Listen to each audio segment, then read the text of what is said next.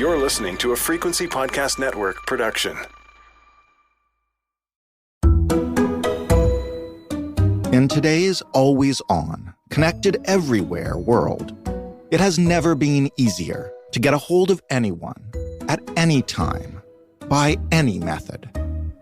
Unless you are a customer with a problem and you would like to speak to a human being on the phone. If you have ever had an issue with your account, you're definitely aware that big tech platforms like Facebook and Instagram and many more don't have phone numbers for you to call. They have forms to fill out and emails to send and requests to make, and maybe, if you're lucky, an actual person reads about your issue and fixes it. But maybe not. When you service billions of people in dozens of languages, maybe that's understandable. Maybe. But that approach has trickled down to smaller and smaller companies. Any kind of company. Appliance vendors, music services, magazines, and in some cases, airlines. Frontier Airlines has completely gotten rid of its telephone customer service line. The budget carrier says it's transitioned to only online, mobile, and text support. Why is this happening? Is it just about the money? What does a company save when it cuts this kind of service, and how much does it cost them with its customers? Facebook not having a number to call might be a nuisance. But imagine you're stranded in a foreign country and not able to speak to anyone from the airline you need to get home. What happens then?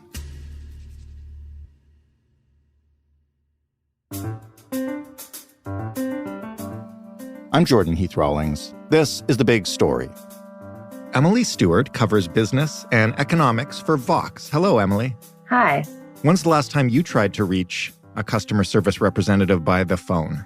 Oh, man. Probably, I think last week, honestly. And I was very lucky. I did need to speak with a real person. And it took me a second, but I got through.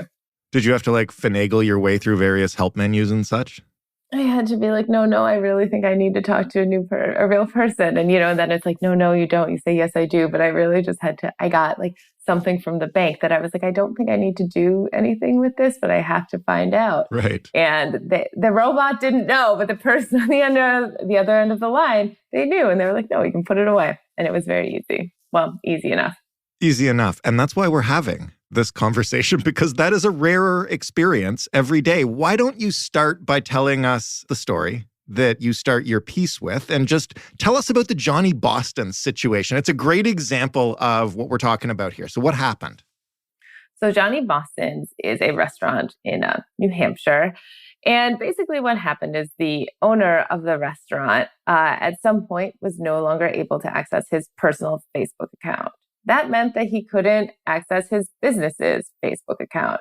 So he would use that account to kind of keep customers updated about specials and deals, couldn't get back in. And this is, I think, a pretty common experience. A lot of people have been locked out of other Facebook or Instagram accounts. Mm-hmm. Turns out he was really not able to get back in. He would go through this, the Facebook system to send pictures of his driver's license to prove that he was himself. But every time he'd get to the last step, he would get tripped up because the person who had hacked his personal Facebook account had changed the account's phone number. So it was something where it must have been sending a link or a code to a phone number that was no longer his. Right. His problem was not just that phone number, but also Facebook's, or rather Facebook's lack thereof. There was no customer service line to help him get back in. So he spent months and months not being able to use his business's Facebook account. Okay. Facebook is a huge company, and to your point in the Johnny Boston situation, there's a lot of money at stake for businesses that use this platform, and they can't talk to a human being at all? No, he could not talk to a human being at all. I mean, the punchline of this story is that I was able to get him back into his account because I reached out to Facebook's PR team after going back and forth with them over email, not over the phone, for a couple of weeks. That we got Johnny Boston back in. Has Facebook ever had a customer service line? Did they start with one and phase it out, or have they just always been computer only? I mean, at the very least, they haven't had one in recent years. I don't know, like back in 2004, 2005, maybe there was some sort of line for someone to call. That was probably just Zuckerberg's cell phone. Right? But who knows what that was? But in recent years, this is a pretty common phenomenon. I still, to this day, I get emails from people asking me to get them back into their Facebook accounts after publishing this story a few months ago. How common is it for a company of Facebook's size and reputation to not have one? Like, what kind of company are they keeping here in the industry? How often do companies like this have a real customer service line? I think you'd be a little bit surprised how common this is. Frontier Airlines, the budget airline, made some headlines last year when they announced they were getting rid of their customer service line. Reporting for this story, I found someone who could not get in touch with Uber. And when I asked Uber what she should have done, they kind of said she should use our app. There was no phone number for her to call. Amazon will call you back, but it's difficult to call them. Tidal, the music streaming service, was a company that I dealt with for this. But it really is companies that really run the gamut. I talked to somebody for this story who couldn't cancel a magazine subscription and couldn't find a phone number. I found someone who had bought a wine fridge and it had broken and could not get through to this company. So it really is more common than I think sometimes you'd think. Do we know when this phenomenon kind of started happening? I know you can't pinpoint it to a date or anything, but when not having an actual phone number with the human on the other end started to become at least an option for these companies, as opposed to, I think of maybe 20 years ago, that would have seemed nuts. Yeah, I mean, it does feel like the internet has made this a lot more possible for companies than it was. It's also important to remember, like at some point years and years and decades ago, customer service was only face-to-face, right? You couldn't call at all. Right. But over the years, this has happened for a multitude of reasons. Companies now have the internet. Call centers are expensive. Looking forward, you have to wonder how much AI is going to make this even more possible. But, companies have plenty of other ways that people can reach out now that are a lot cheaper. They would say more efficient. A lot of consumers who have dealt with this would say not exactly. Right. And is that the root of all this when you talk to, business experts about infrastructure and that kind of stuff? Is it cost cutting? Most of it really is money. One person I talked to said, listen, like the cost of talking to a person face to face is always going to be more expensive than talking to a live person on the phone.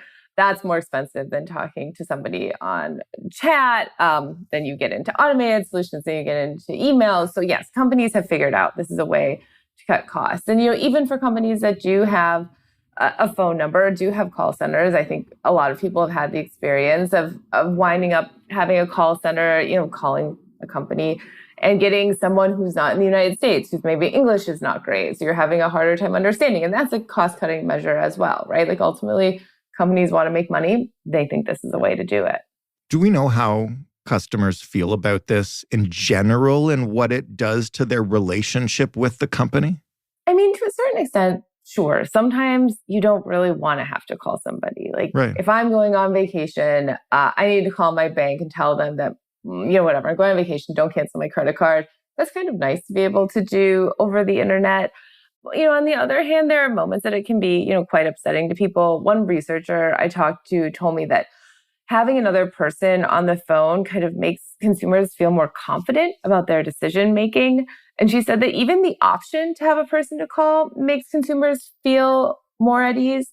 All of these hoops that we've had to jump through over the years has also kind of trained consumers to behave a little bit badly. None of us are our best selves when we are on the customer service phone line. But because we're used to having to jump through so many hoops, because we've had so many negative experiences, a lot of consumers escalate very quickly because sometimes we've been kind of taught to believe that the way to get what we want is to immediately say, I'm super upset. Give me your manager. I want to talk to the manager. And it makes us behave a little bit poorly. And some of that's obviously on us, but some of it's also that companies have made us this way.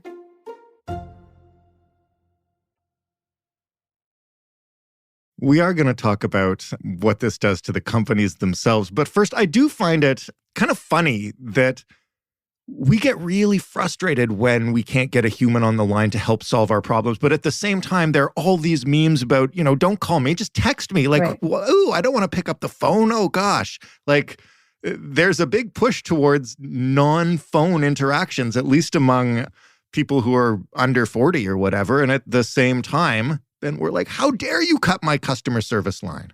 Right. And like I said before, I think sometimes we just want the option. Like I'm happy to press a couple of buttons. I'm happy to talk to the chatbot sometimes. But at some point, you really do get to the point where it's like, I just need to talk to somebody. And you kind of got at this earlier. This is also an age question. Like, sure, if you're under 40, under 50, maybe you're a little bit more internet savvy. But for older people, the idea of getting on the internet to do some of this stuff is just not realistic or possible. They really do want and need to talk to somebody. Also, not everybody has internet access. Not everybody has a smartphone that they're really great at dealing with chats and stuff. So you want that option, I think. Most people would say, even if that's not my first choice, it is a choice I would like to have on the table.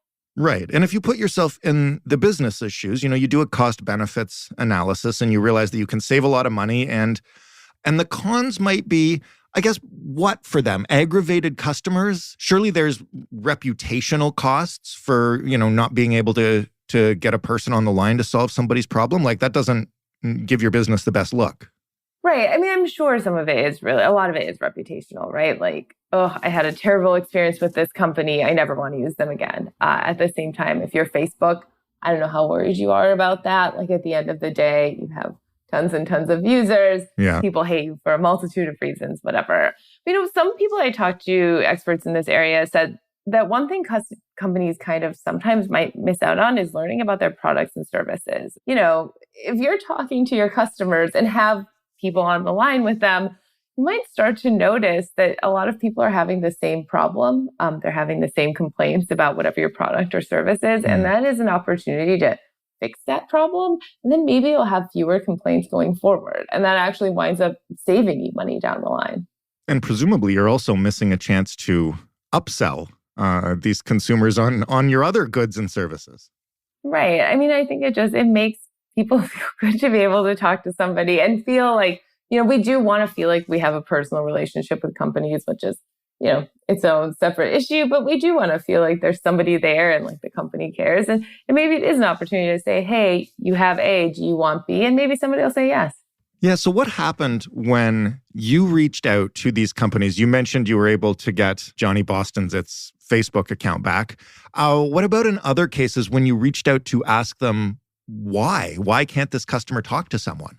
I mean, really what was so funny about this was, being a reporter, dealing with like a comms team, the relationship is different. A lot of the companies that I've reached out to basically were like, who's the customer? We can probably fix it. And like offered to fix these people's problems. Which is what they wanted, a person that would do it. Right. So I was able to like, for most of the people I dealt with, they'd kind of abandoned the issue long ago. But it was funny to say like, oh, actually this in-person interaction, even if it is over email or whatever it is, or getting the comms person on the phone, is kind of fixing, like we're fixing the thing in the way that we know that we probably could fix the thing. Were they aware at all of the irony of that? I don't know. I wondered that. I really did. Because after the first one, I thought, okay, that's weird. And by the third or fourth, I thought, you guys shouldn't be doing this. Like, just ignore me. But okay. Did any of them comment on the overall strategy and why they'd done it, though, as opposed to just fixing the problem? I mean, I think if you're Facebook here, like what you say is, we have tons and tons and tons and tons and tons of customers. We have users. Yeah. It would be wild for us to open up a customer service line and just impossible to scale, which I guess like to a certain extent, maybe, I don't know. But at the same time, like I said before, I get emails pretty regularly from people specifically about Facebook who are locked out of their accounts.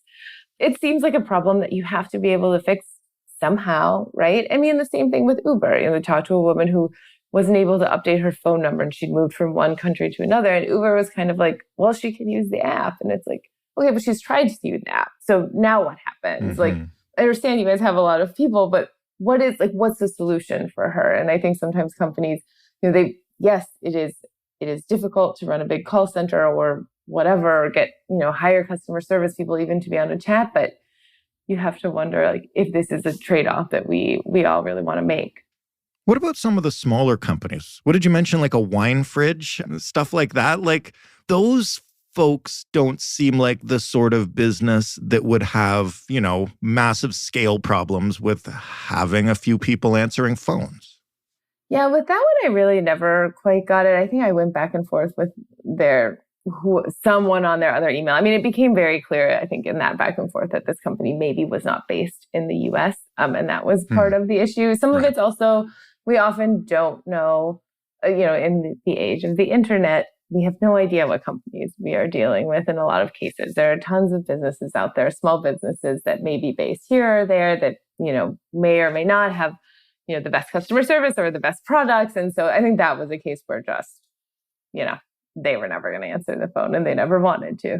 Fair enough. I guess it's their business. But just to play devil's advocate here for a second, on behalf of the businesses, couldn't this all, I feel like that meme, couldn't this meeting just be an email? But couldn't all these problems be taken care of by, a really responsive email customer service department?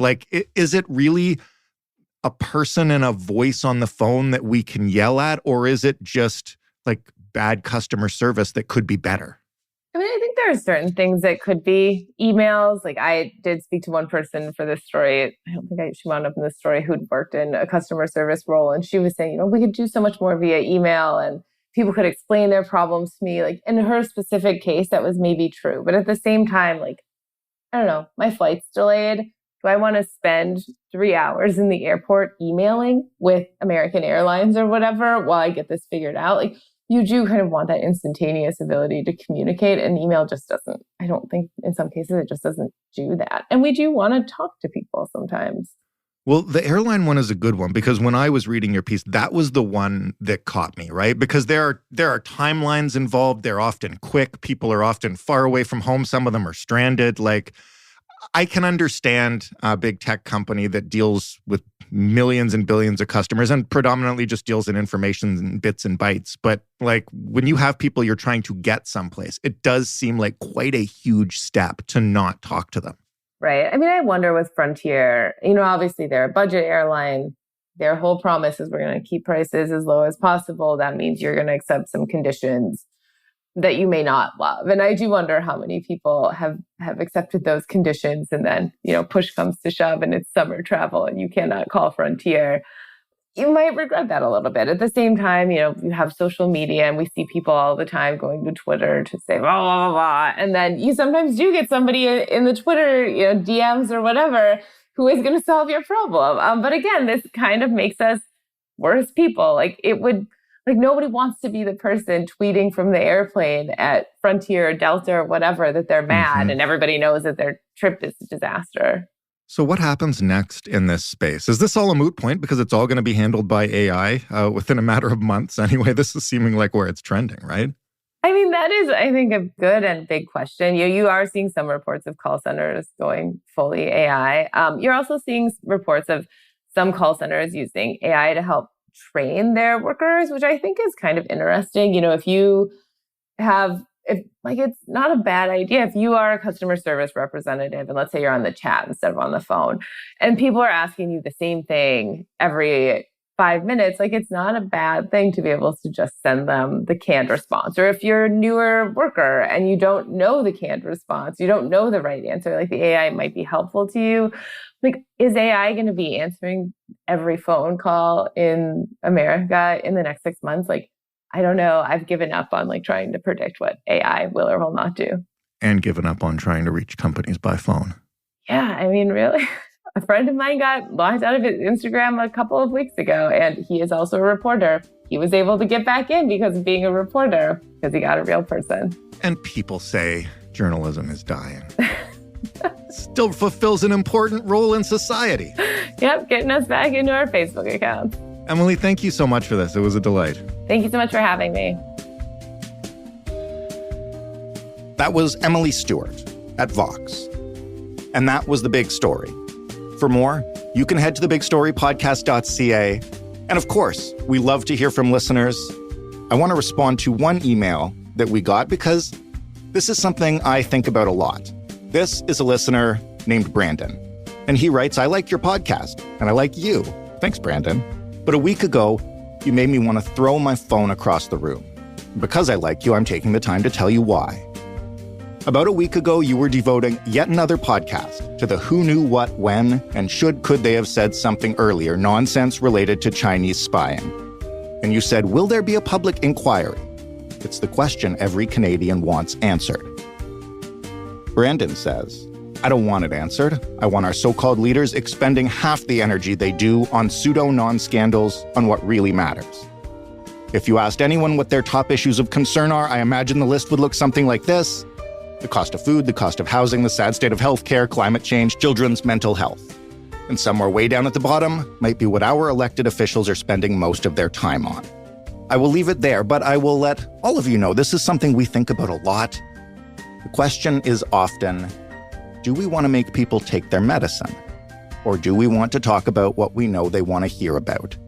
It is a tough decision. I would dispute, personally, the idea that this is a pseudo-non-scandal. It involves election interference from a foreign government, which is, listen, a pretty big deal, even if it doesn't impact your pocketbook on a day-to-day basis. But this is something that we love hearing from listeners about because, first of all, we always want to know what the most important issues in this country are to you.